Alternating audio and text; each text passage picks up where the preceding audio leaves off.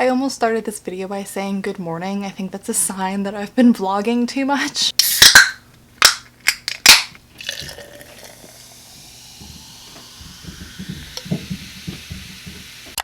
Hey guys, it's Katie. Welcome back to my channel and welcome to my favorite books that I've read so far this year video. I know everyone's been doing the mid-year book freakout tag or whatever. I think I've done that tag like 2 times now and I just didn't want to do it, but I wanted to do something similar. So today we're going to be talking about my favorite books that I've read so far this year, and then the second part to this, obviously the natural extension off of that, is my least favorite books that I've read so far this year. But we're going to start with the good stuff. So today we're going to be doing my favorites. This year has not been the best reading year for me so far. I think I've only read like 22 books, so there weren't a ton to choose from, honestly, but the ones that I did love this year were fantastic and I'm very excited to talk about them with you guys. So yeah, I'll have them all linked down below in the description. Obviously, I would highly recommend all of these books because they were my favorites so far this year. Make sure to leave me a comment down below with your favorite or favorites that you have read so far this year. I'd be super interested to know, and other than that, let's just get straight into the video. I think I'm going to do this in chronological order based on the order that I read them in the year instead of putting them in like a hierarchy or ranking, because I really just have loved all of these. But I do have 2 books that are honorable mentions. They're not quite favorites, but I'm gonna start with those. So my first honorary mention that I have to talk about is Big Magic by Elizabeth Gilbert, and the reason why this is an honorary mention is because it was a reread, so it didn't really feel right to put this on this list. I already knew that I loved this book. I've talked about this in so many videos lately. You guys are probably so sick of it, but this is like my all-time favorite nonfiction writing craft book. It's technically a book about creativity and living without fear and just like embracing your ambitions and your passions and things like that, but a lot of it is talking about ideas and writing craft and everything, and I just think this book is so smart, and I always come out of it feeling super inspired and ready to work on my own creative things. So if you are a creative person or a writer or anything like that, I would totally recommend this book. It's an all-time fave. I've gotten into the habit of rereading it once a year, and I think I'm gonna stick with doing that. The author also narrates the audiobook herself. It's only like a 6-hour-long audiobook, so you fly through it. Would totally recommend that one as well. My second honorary mention is actually a very recent read for me, and that is Girl Stop Apologizing by Rachel Hollis. I've also talked about this a lot lately, so I'll keep this brief. This is like a self-growth, self-improvement, self-help, whatever you want to label the genre kind of book. Rachel Hollis is like an online blogger, life coach kind of deal, and this is her second like self-help kind of book. This is another one that I listened to the audiobook of, and she also narrates this herself, and it was just something that was really nice to listen to on my commute in the morning. It was just like a really positive way to start my day, and I always came away from listening to it like feeling good about myself and just being happy and like ready to do stuff. So if you want a book that's just gonna like make you feel happy and a pick-me-up, I think this is a really good option. I've talked about this before, but Rachel Hollis herself is very into like Christian faith and stuff, and her books aren't marketed that way, and that's not what the majority of the content in the book is, but it does have that tilt to it, and she does bring it up pretty frequently in her first book, Girl Wash Your Face. Not so much in this one, but it's still there. So that's just a warning if you don't like that kind of thing in your book, because it is a little surprising if you're not expecting it. But again, I don't think it's overwhelming because I'm not into those kind of books, but I still liked hers. That's it for the honorable mentions. Now let's get into my actual favorites of the year so far. The first one I read in January, like the second week of this year, so I was off to a good start, was You Are a Badass at Making Money by Jen Sincero. This is another nonfiction, self-help, self-improvement book. I promise they're not all this genre. These past 3 have all just been the same genre. If you're unfamiliar with this author, this is one book in this kind of series of books that she has. The first one was You Are a Badass. This is the second one, You Are a Badass at Making Money. And the third one was like a shorter, like pocket-sized version. It was called like You Are a Badass Every Day, which sneak peek you will see is on my least favorite reads of the year. So very polarizing. This is another thing that I listened to the audiobook for, and I honestly can't put my finger on why I liked this so much. I just think she has a very interesting perspective on money, and I think this opens up a very important conversation about how we're so uncomfortable talking about money, and even subconsciously we're uncomfortable like admitting that we want money. And she kind of tackles the idea that money is like inherently evil and like why this has become so accepted in our culture. And anyway, I just think it's an interesting book. I think she has a lot of good insights, and it's another like feel good. You come away like feeling inspired and ready to like take on the world after you read it. So I wouldn't be turned off by the title. I would give it a shot. Personally, I was pleasantly surprised by this book. I didn't even like You Are a Badass that much, and then as I just said, I didn't like the third book either, so I didn't even plan on picking this up. I just saw it pop up my Scribd recommendations and I was like, yeah, whatever, I'll listen to the audiobook. And then I ended up falling in love with it. So I would give it a chance, even if you're skeptical about it. It might surprise you. The next book that I have to talk about, I feel like I've talked about also like a ton, is Verity by Colleen Hoover. This is a new adult romance, thriller, psychological, I don't know how to describe this book. It's just really freaking weird and it messes with your head. Colleen Hoover is known for her new adult romances, and this one is totally different from any of her other books. So if you've read them and you loved them, don't expect the same thing. And if you've read them and you hated them, you might like this one more. Personally, this is my favorite Colleen Hoover book. I think this is her best work. This book, in my opinion, is just brilliant. Our main character is a struggling writer whose mother just passed away, and she just spent the last year taking care of her mom, and she gets presented with this deal to take over writing a really popular series as a ghostwriter for this author who was in a really bad accident, and so she can't keep writing. And so she's like really strapped for cash and doesn't really have any other options, so she goes to this writer's house to go through her office and all of her papers to see if she had any outlines or whatever plans for the book, and she ends up staying at that house with this author's family for a little bit while she tries to kind of like get ready to write these books. And she accidentally finds this like autobiography manuscript in this author's office, reveals some very disturbing things about this family. I really don't want to say too much. This is a book that you do not want to be spoiled for. There's like nothing is safe to say. I don't want to say anything. All I will say is this book very pleasantly surprised me. I haven't been that like mind blown by a plot twist in a long time. Highly enjoyable. And it also has a lot of smut in it, if you're into that. The next book I have to talk about is The Cruel Prince by Holly Black. I know this is another book that people either tend to love or hate, but I really, really enjoyed this one. Just this series in general. I picked this up when I was kind of in a reading slump. It was my last semester of college. I was so busy, I wasn't reading anything, and I'd kind of felt like I had lost my love of reading, especially for young adult fiction. As you've seen, I've been reading like a lot of nonfiction and stuff, and I was just trying to find a young adult book to love as much as I'd loved my old favorite series, and this book pulled me in just like all of those old series had, and I didn't know if I could feel that way about a young adult book again. I thought maybe I had outgrown the genre, and so I have a lot of appreciation and love for this book, more for like what it did for me in my reading life this year than for the book, so take my opinion with a grain of salt. But if you don't know what this book is about, it's the first book in a young adult fantasy series, and we follow this young girl who is kidnapped along with her older sister and her twin sister to go live in Fairy after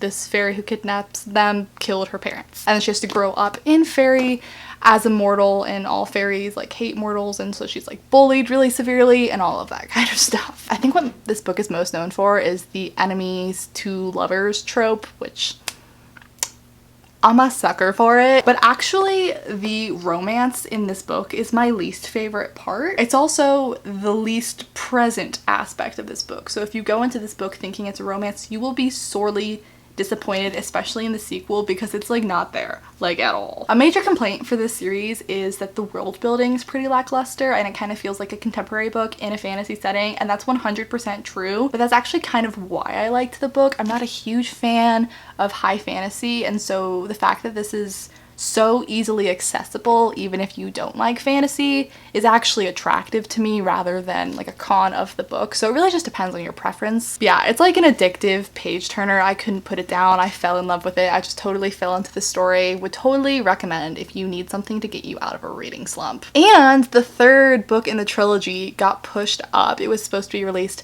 next year, and now it's coming out in November, I believe. So you don't have that long to wait. Next, we have Easy by Tamara Weber. This is a new adult romance also, but this is one of the best new adult romances I've read. It's about this sophomore in college, and in the first chapter of the book, she's sexually assaulted by someone she knows, and she's rescued by this boy in one of her classes who she's never really noticed before. And she also recently broke up with her like long-term boyfriend. So the book is about her budding romance with this guy who saved her, her kind of coming to terms with and dealing with the aftermath of what happened to her, and then also, you know, breakups, college, all of that kind of of drama. And I loved this book because I read it in like 24 hours. I couldn't put it down. It was very addicting, but also because I feel like it brings up so many important conversations. So I love when a book can be equally entertaining but also have value and be important. Obviously, these are issues that are very present in our society right now, so I love anything that's trying to advocate for spreading awareness, even though this book is relatively old. I think it came out in like 2010 or something. I'm very late to the party. But yeah, I feel like most new adult romances are known for having like problematic elements and having relationships that romanticize abuse, and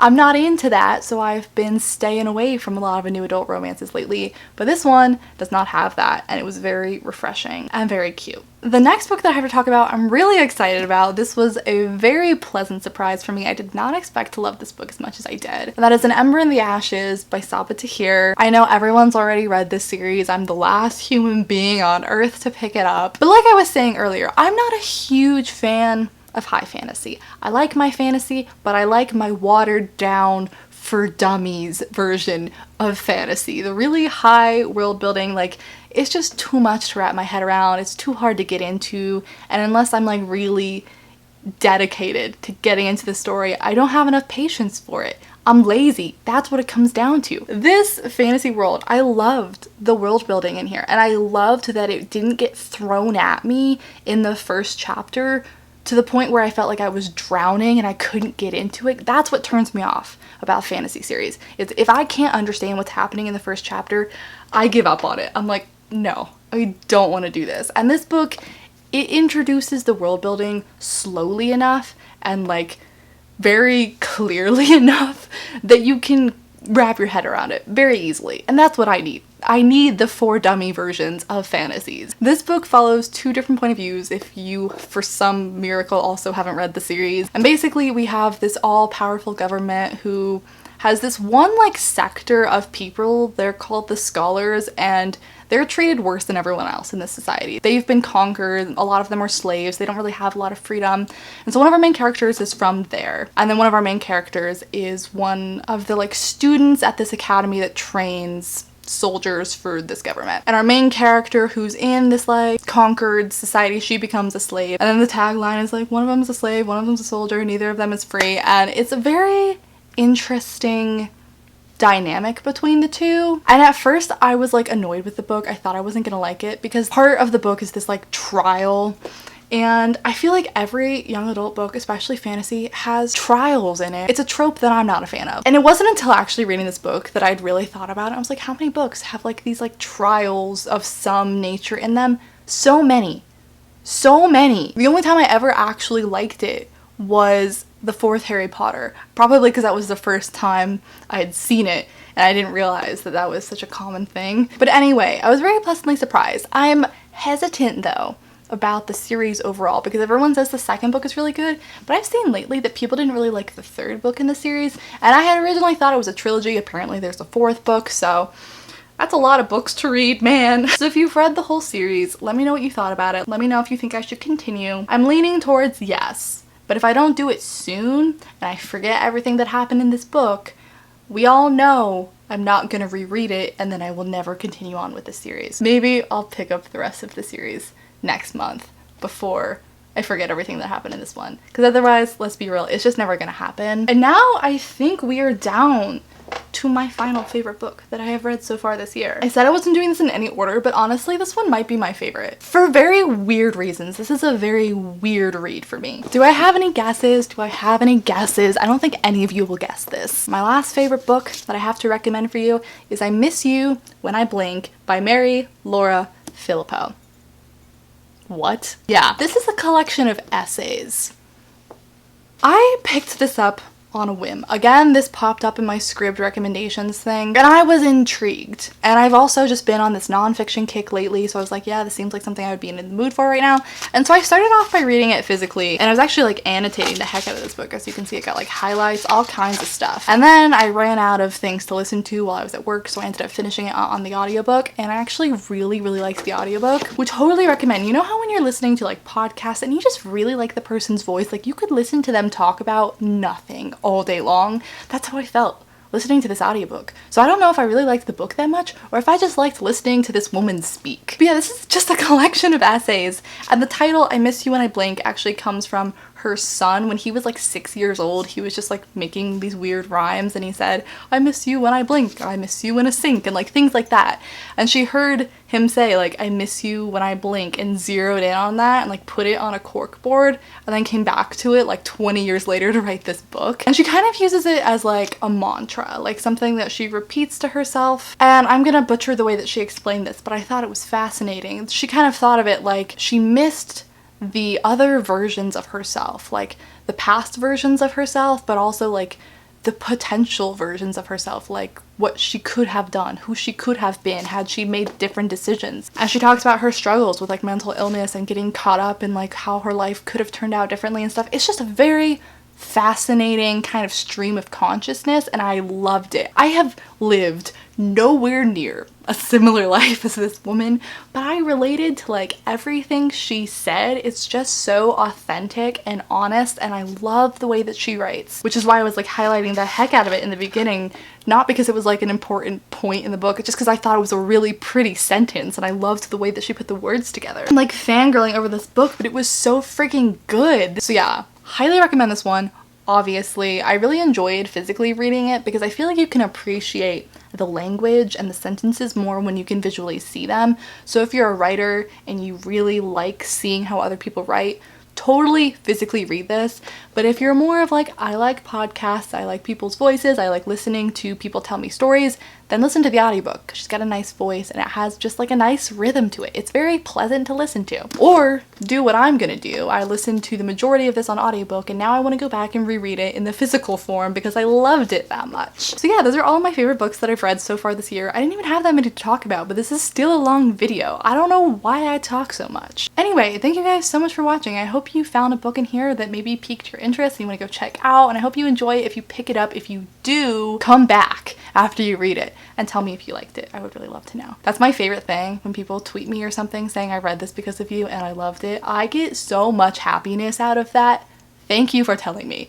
Honestly. Make sure to leave a comment down below if you have a book that you've just absolutely loved so far this year so I can add it to my TBR. And yeah, I think that's it for this video. Thank you guys so much for watching. If you're new here, I would love it if you would subscribe. I put up at least 2 new videos every single week on Thursdays and Sundays, and I would love to have you. If you want to follow me on any of my social media, they're all linked down below in the description. The best place to follow me is Instagram because I update my stories like every single day. And yeah, if you like this video, I would appreciate it if you would give it a thumbs up. It actually helps out my channel a lot. And other than that, oh, and also keep an eye out for the part 2 of this with my least favorite books of the year if you're into the negativity, because I think we all kind of like a little bit of snark every once in a while. Yeah, okay, I'm gonna stop talking. See you guys in my next video very, very soon. Bye. So hit me.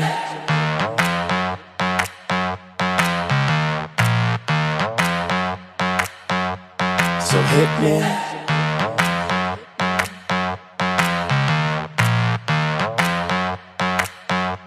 So hit me. First a confession. With you, I feel a connection. With you, it's